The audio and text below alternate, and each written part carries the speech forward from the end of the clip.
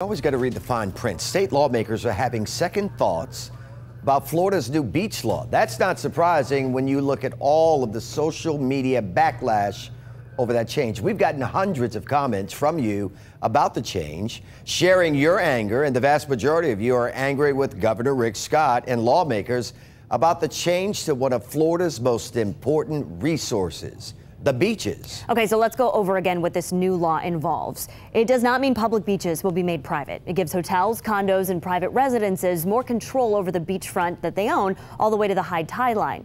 That goes into effect on July 1st. But with all of the backlash, 10 News reporter Garen Flowers met up with a local lawmaker who's hoping to change the new law. The so-called beach bill has a lot of you fired up. And now it seems like some lawmakers wanted to just wash away. But that ship has sailed. This thing takes effect on July 1st. It means if you're on dry sand and behind a hotel, condo, or private property, the owners could ask you to leave. Now, Representative Wingate Newton is hoping to ease some of the worry.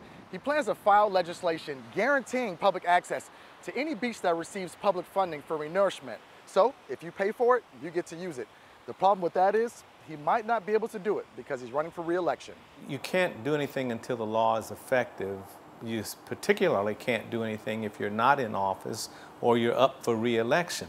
But Senator Darryl Roussan is not up for re-election this year, and he has filed what he calls a repealer bill.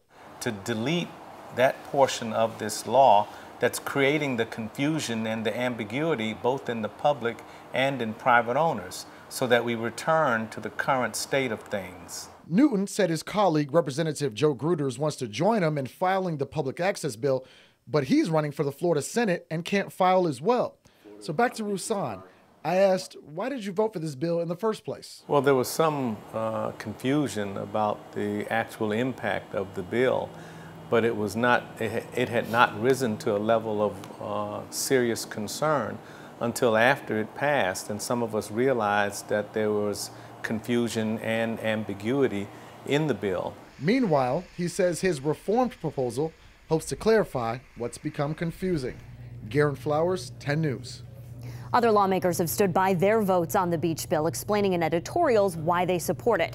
Paul Renner is a Republican representative from Flagler County. He wrote in a Palm Coast Observer, the new law simply creates a uniform process for a county to apply the courts to affirm areas of customary use for beaches.